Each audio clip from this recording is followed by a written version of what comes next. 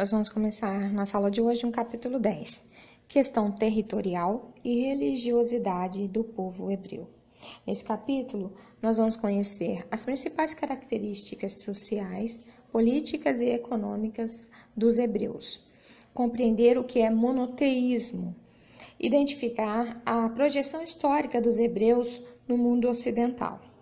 O estudo da história dos hebreus na antiguidade confunde-se com a história da civilização europeia ocidental, depositária das tradições judaico-cristãs. Compreender essa relação histórica é importante na formação dos conceitos de ruptura e continuidade histórica, assim como semelhanças e diferenças entre as sociedades do mesmo espaço e tempo. Nos últimos anos, conflitos armados entre israelenses e palestinos na região do Oriente Médio, sobretudo na área denominada Faixa de Gaza, são assunto de notícias frequentes.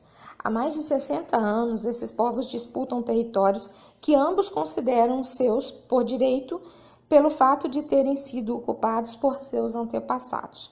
Os israelenses descendem dos hebreus, povo que na Idade Antiga viveu em diversas regiões do Oriente, mas foi na Palestina que se sedentarizou e desenvolveu grande parte de sua cultura. A história e a cultura do povo hebraico estão ligados à sua religião, que deu origem ao atual judaísmo. Na antiguidade, os hebreus migraram pelo Oriente em busca de melhores condições de vida. Após serem expulsos da Suméria, iniciaram uma caminhada rumo à Palestina, que, de acordo com sua tradição, era a terra que Deus lhes havia prometido. Por quase 3 séculos, eles ocuparam essa região, localizada entre as montanhas da Síria, o deserto da Arábia e o Mar Vermelho e o Mediterrâneo.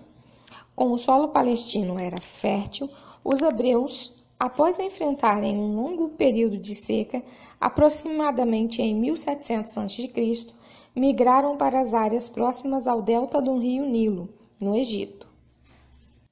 De acordo com a narrativa religiosa contida tanto na Torá quanto na Bíblia, os hebreus migraram para o Egito porque os irmãos de José, filho preferido do patriarca Jacó, enciumados, venderam-no a comerciantes de escravos. Ele teria sido levado para o Egito, onde foi acusado injustamente por um crime que não cometera. Na prisão, tornou-se conhecido por interpretar sonhos dos outros presos e até mesmo dos carcereiros. Enquanto isso, o faraó Apop I estava intrigado havia algum tempo por um sonho que se repetia todas as noites. Nenhum sacerdote havia sido capaz de decifrar. 7 vacas magras devoravam 7 vacas gordas e, mesmo assim, permaneciam magras. Um dos servidores de Apop I lembrou-se da fama de José e o faraó mandou chamá-lo. Prontamente, o hebreu interpretou o sonho como uma previsão. O Egito passaria por 7 anos de abundância, seguidos de 7 anos de escassez. O faraó mostrou-se tão satisfeito com a interpretação que mandou construir celeiros para armazenar alimentos durante o período de fartura, para que seu povo pudesse enfrentar o período de dificuldades. Além disso, libertou José e o transformou em um de seus homens de confiança. A boa condição em que José passou a viver no Egito teria atraído crescente número de hebreus para lá. Inicialmente, a convivência entre hebreus e egípcios foi pacífica, mas a situação modificou-se a partir de 1580 a.C., quando os hebreus passaram a ser perseguidos e escravizados no Egito. A escravização dos hebreus pelos egípcios pode ter se iniciado por 2 motivos. Primeiro, pelo fato de os hebreus terem se aliados aos íxios, povo que invadira e dominara o Egito entre 1800 a.C. e 1700 a.C. A segunda seria para conter o aumento da população hebraica, cujo crescimento preocupava o governo egípcio. Por volta de 1250 a.C., os hebreus se livraram da opressão, fugindo do Egito. Segundo a narrativa religiosa, eles retornaram à Palestina, liderados por Moisés. A peregrinação pelo deserto teria durado 40 anos, durante os quais o povo hebraico se dividiu em várias tribos. Essa passagem da história hebraica é conhecida como Êxodo. Aqui nós vamos ver o período dos juízes e reis dos hebreus. Por volta de 1200 a.C., os hebreus chegaram à Palestina, então ocupada pelos filisteus, o que deu início a aproximadamente 2 séculos de lutas pela disputa desse território. A tribo hebraica era governada por um juiz, que desempenhava as funções de chefe militar e religioso. As tribos produziam o necessário à sobrevivência, não havendo desigualdade social entre seus membros. Praticavam principalmente a agricultura e a criação de animais. Em 1030 a.C., temendo a derrota para os filisteus, as tribos hebraicas se uniram sob um governo monárquico, cujo primeiro rei foi Saul. As poucas terras férteis que ocupavam passaram a pertencer a apenas algumas famílias. Assim, a maior parte da população hebraica passou a trabalhar em terras que não eram suas. Na mesma época, comerciantes e funcionários públicos também compunham a sociedade hebraica, formando suas camadas intermediárias.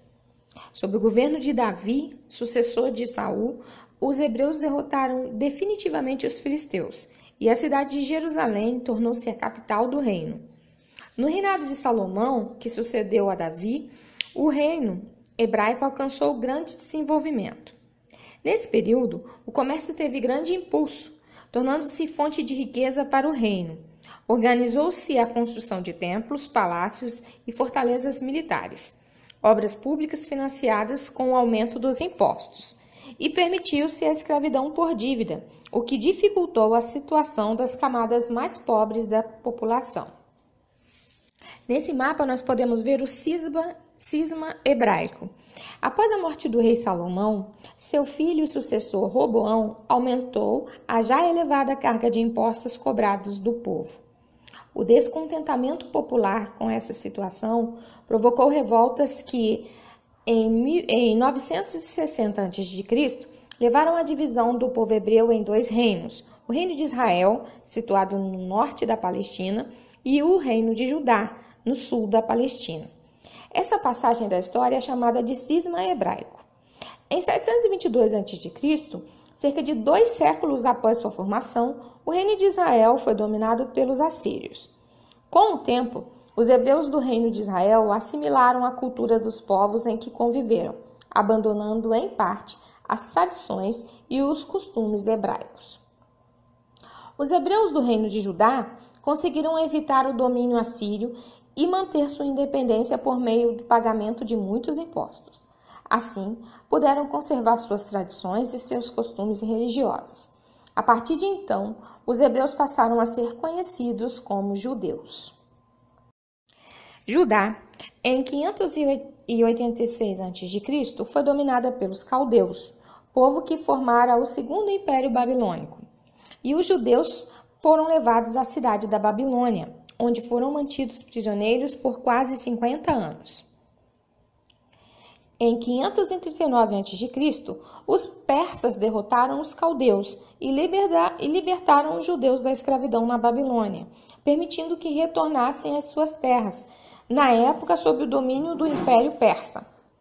Nem todos quiseram sair da Babilônia, porque lá estavam estabelecidos como comerciantes. Depois do domínio persa, o território palestino sofreu ainda invasões dos macedônicos e posteriormente dos romanos. Esses últimos tomaram Jerusalém em 663 a.C., incorporando a cidade a seu império. Os judeus reagiram ao domínio romano com rebeliões, esforçaram-se em manter suas práticas culturais e, dessa forma, impedir que a dominação se estendesse sobre as tradições e costumes do povo. Em resposta à resistência dos judeus, no ano 70 d.C., o exército romano destruiu o principal centro religioso judaico, o Templo de Jerusalém, pelo fato que deu início ao processo de diáspora. A partir de então, os judeus migraram para várias partes do mundo. No entanto, não perderam sua identidade cultural.